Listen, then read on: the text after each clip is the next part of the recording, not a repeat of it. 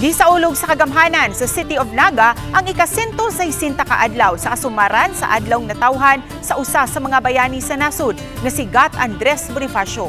Usa ka hamubo nga programa ang gihimo pinanguluhan ni Mayor Val Chong. Gihimo ang wreath-laying ceremony ug ang paghalad sa mga buwak at tubangan sa monumento ni Bonifacio. Gitawag nila kini og Cry of Balintawak nga anaa sa sulod sa pasilong sa City of Naga. Gitambungan kini sa uban pang mga kawani sa LGU ug mga Veterans Foundation Federation of the Philippines, 1st District Chapter ug uban pang ahensya sa gobyerno sama sa PNP, BFP ug BJMP. Ang syudad sa Naga ang usa sa pipila ka mga lugar sa Pilipinas nga nagsagop sa monumento ni Gat Andres Bonifacio sa Plaza sa Dakbayan. Samtang mipahigayon usab ug lihok protesta ang nagkadaiyang pundok sa mga militante sa Fuente Osmeña. Ilang gisingit ang panginahanglan alang sa saktong suhulan, pagwagtang sa contractualization ug ang ilang pagsupak sa pag-phase out sa mga traditional PUJ.